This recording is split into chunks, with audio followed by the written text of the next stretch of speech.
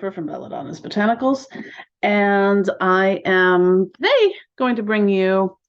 Um, I think this is going to be the third episode in the Accessibility Magic series, but also what I want to talk about in this episode for the Accessibility Magic series is and I've been thinking about this for a little while. When it comes to divination, the divination in everyday life, and different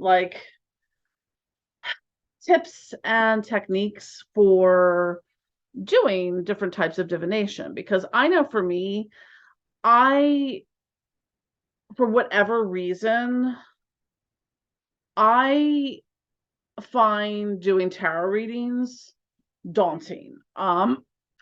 There's something in me that kind of the ADHD neuro panic, divergent panic I get from that, because I don't I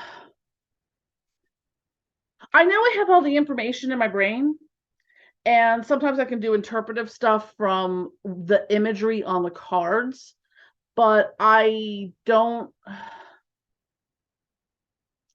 quite have the capacity to memorize and access each card's core meaning. And it can also vary from deck to deck, like when you read the little books. Like, I know my Santa Muerte deck reads very differently than the standard Rider-Waite, or the Thoth deck has its kind of own things. So it's something to me that I find really daunting. And excuse me. And I've read books on tarot, I've listened to books on tarot, I've taken courses on tarot, I've gone to in-person tarot meetups, and for whatever reason I cannot absorb that. There's just some things that are just beyond my wheelhouse. So if you feel like, well, what kind of witch am I if I can't fucking do a damn tarot reading? Don't worry. That's why I prefer to use oracle decks, because I like to kind of tell a story when I do a reading. So when I do them for clients, the oracle readings, I usually pull from 4 or 5 different decks. And because that to me gives me kind of a continuity of the story and a lot of clarification, because I'll get this is pointing back to this is pointing back to this, and especially getting from numerous decks that are different themes. For me, the way I have to do that when I do an oracle reading in depth is that I kind of read. That's why I don't do them live, because I have to read the oracle book, read the cards that book, what their meanings, then kind of plug that. I do it in a PDF, in a PDF document that I send people with pictures and stuff. So I kind of start plugging in the information and my interpretations.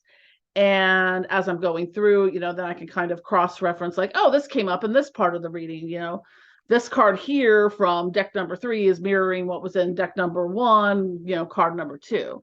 So for me, it's a lot more research analytical, and also sometimes channeled messages will come through when I'm doing it that way.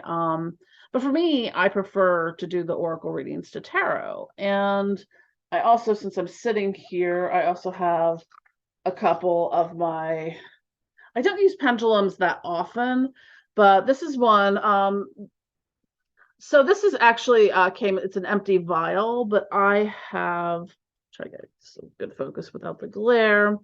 Let's see, just gonna twist that. How well you can see this with the light. But these are all pieces of Herkimer diamond, and there's a little crescent-shaped piece of moldavite in it. So this is one of the pendulums that I use. And I also have one that I forget where I got that one. This one I got, I think, from the Poisoner's Apothecary a couple years ago. And it's got wolfsbane aconite in it, and it's just a resin-based one. I gave up. I apparently am not allowed to own any type of crystal pendulums, because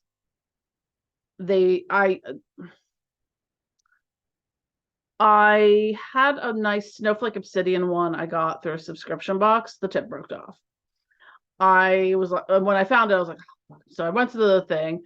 I bought a nice little, I think, Labradorite one. And I know, and as soon as I got it home, I got it out of the bag. I accidentally dropped it, and the tip broke off. I'm like, okay, apparently I am not allowed to own crystal-based ones. But and this one had a funny story to it. When I first ordered it, I think this was during the pandemic. Excuse me. The first one got lost in the mail. They sent a replacement, which also got lost in the mail, and then randomly showed up about 6 months later. Because yay, the postal service doesn't suck or anything. So I was like, the universe doesn't want me to have a pendulum right now. But and since I was doing work with this last night, I also have. I don't like the. I mean, you can get like the cloth mats that usually say like yes, no, maybe. But this one I got. I think the Etsy seller that has different ones like this is a Zen and Meow. They have a lot of like woodcut sort of things. But I like this one. Oh, it's stuck to the eye there. But it says, it's got the yes at the top and bottom. The no is left and right. And then you have maybe and rephrase, and then now and wait. It's a little different. Because sometimes, I mean, you don't have to have a fancy pendulum board.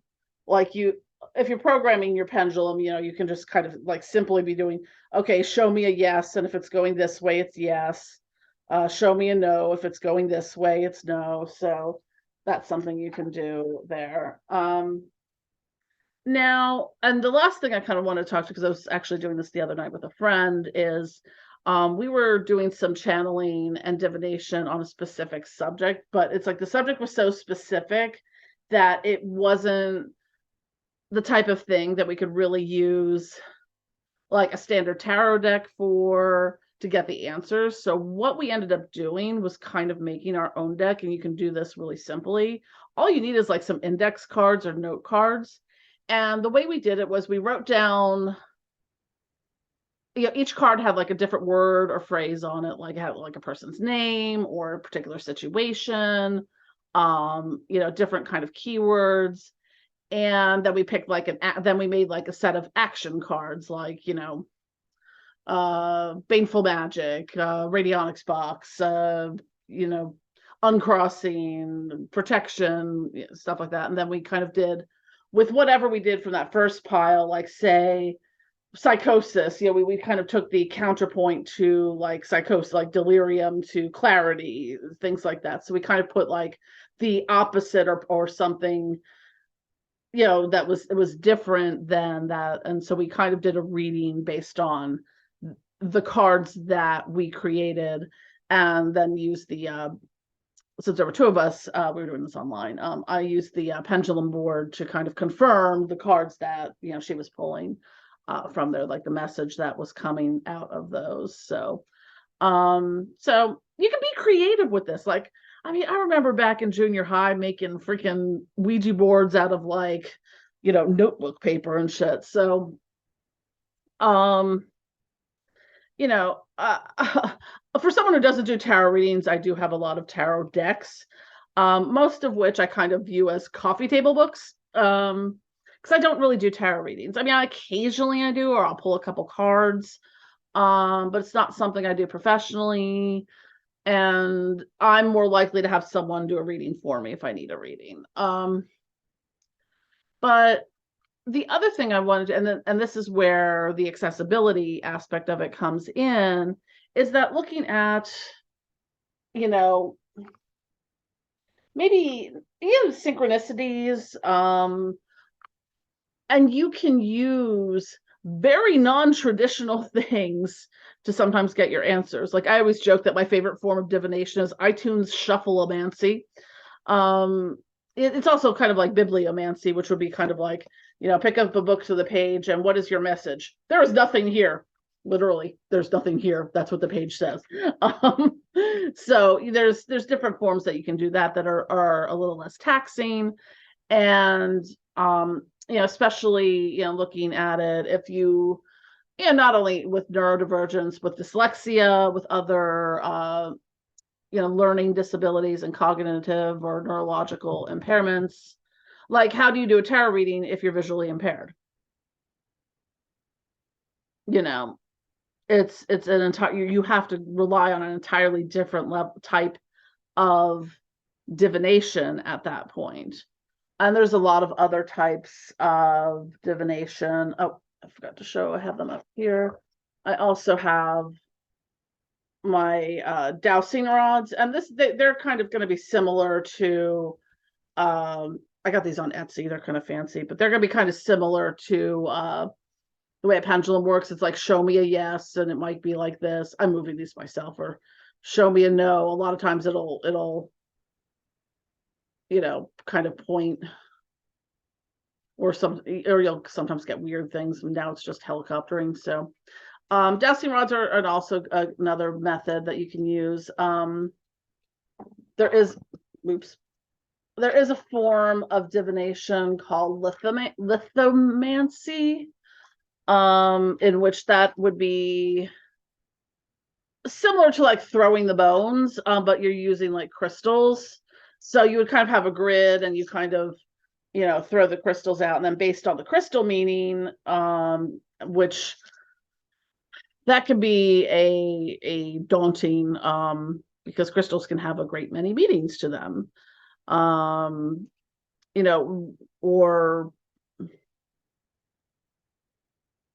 not so much meanings, but like different uses. So you would have, like, it suggests when you're putting together like a lithomancy pack, like you would kind of have your like your bag that has your love and relationship stones for a lithomancy love reading, and you have sort of like a quadrant thing that, once you cast the stones, where they go determines their meaning, the meaning of the reading for that. So that's another thing that can be done.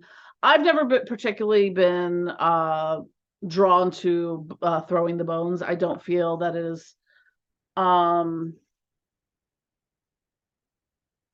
it's not my wheelhouse, and it's not my cultural heritage. However, there is a bit of something similar involving bone scrying, that is from the Slavic heritage, and it's basically, you take like a ham hock and you boil it down, and then after it's all boiled down, you read the striations on it's like a bone reading. Scrying is another way you can do that. You can use a black obsidian mirror. You can use fire scrying. So, see if I can get this over here. You can use like just a candle, or plug for business products. A lot of people use our spell fires for fire scrying. I've done smoke scrying. I'm not good at, like, for me, in order to do smoke scrying, and our loose incense blends are amazing for that. Not to flex, but just the way the smoke and the energy is with them, it's a much different experience than using stick or cone incense for that. But like, I'll do like a camera burst and take like 20-30 pictures, and like the stuff that I can see when I take the picture manifesting, because the smoke is going pretty fast, is pretty amazing. So that's one of the things that I like smoke scrying. And there's other ways that, I mean, you can build, that kind of thing into your daily life. I swear I have an entire method of personal divination based upon rewatching episodes of Grey's Anatomy. I've been able to solve a lot of my life problems that way. I'm like a message will come through, and I'll be like, oh, that's the thing I needed to hear. That's the reason I'm watching this right now. Yeah. If they ever come out with a Grey's Anatomy tarot deck or Oracle deck, I am all over that shit. That's my guilty pleasure. I love Grey's Anatomy. And there's only 19 seasons of it, so, hey, easy to watch. Scary it actually is. But yeah, so you can use different things, and there's so many other things. I mean, people do tea leaf readings. I've done that similar with, like, clusters of herbs, like take a whole bunch of herbs, kind of mix them up, swirl them in a bowl and see what kind of comes out. But the thing is, it's just finding what works best for you, and not feeling like, oh shit, I suck because I can't do tarot readings, which I've felt that way before, and we all have things that are going to be within our wheelhouse or that are more accessible to us than other things. Um, it's kind of, I'm just trying to think of other ways. I'd have to kind of ask around about what other people do, like if they have auditory or visual vision loss or hearing loss. Because some of those things wouldn't work in that, like, it's hard to do it. I don't know, maybe they have braille tarot decks for all I know, but um it's I think what I'm trying to get at in a lot of the videos that I'm doing recently in order to make magic accessible is that so many people get really stuck on the things they read in books or see in videos or things they're told or taught that this is the way of the craft and you must do it this way. Um that it's okay to like invent your own freaking way of doing divination. Like if I was having some major life glitch and needed advice, I would go through and start watching some Grey's Anatomy episodes. Even if it's on in the background when I'm doing other things, I'm still like hearing it. I'll be like, oh, okay, yes, that, okay, that's it. um Not just a medical show, an emotional drama. But yeah, it's all about finding what works for you and not feeling like, oh my God, I'm doing it wrong. Because I think that's something we all feel. And there's a lot of egotistical practitioners that will make you feel that way. Like, oh, you can't do a tarot reading. Or oh, you don't, you know, you can't do a 10-hour ritual. Well, the spirits don't like won't want to work with you, or my magic's better than yours because I do these lengthy rituals and whatnot. And if you can only do a 5-minute ritual, I look at it in the terms of efficiency. um yeah, like, yes, you can do fancy pants, hour-long calling in the corner, evocation of spirits or the entities that you work with. But there's a point at which you work with them so frequently and you'll kind of start to realize they're always with you. So you want to see my quick handy dandy evocation of Lucifer? Hey, Lucifer, you around?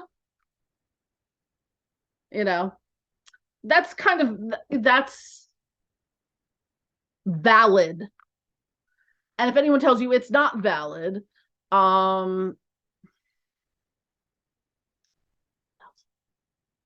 but yes, if you feel more comfortable and you feel like you're getting something out of waving your flaming sword around and calling in the corners and doing the various invocation of the pentagram and banishing rituals and all that, by all means, if that's what works for you, that works for you. But we can't all do that. Some people just don't have the capacity to.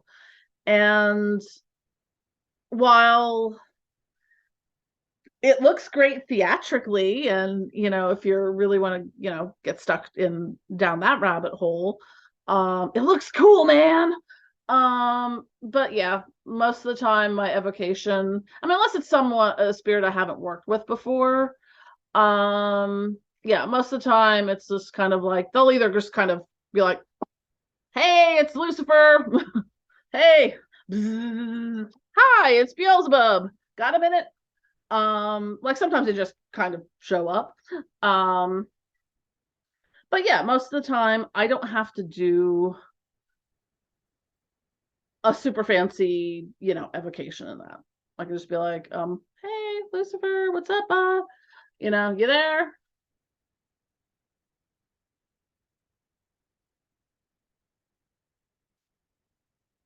Anyways, so I'm just trying to get people more comfortable with their magical practices and with it and all that that entails. And for some reason, I keep like fading in and out here.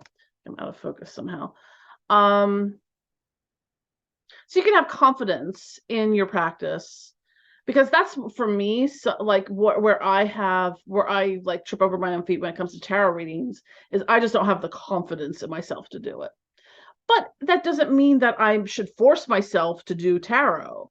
Um, I can use the dowsing rods, I can use pendulum, I can use any of these methods. And there's runes I forgot to mention. Like runes to me don't really call out. I know some people love them. I think they look neat, but it's not something that calls to me in terms of doing any kind of divination. So, yeah. So I think I'm going to wrap up here on this. I will be having, I've got a slew of topics and guests and stuff I have to schedule for this series, and I'm really looking forward to this. This is like one of the series that I'm like the most excited about, because it's needed. It really is needed in the occult. So anyways, thanks for watching. Don't forget to click like and subscribe. Smash the notification button so you get notified when we drop new videos. And I will talk to you soon.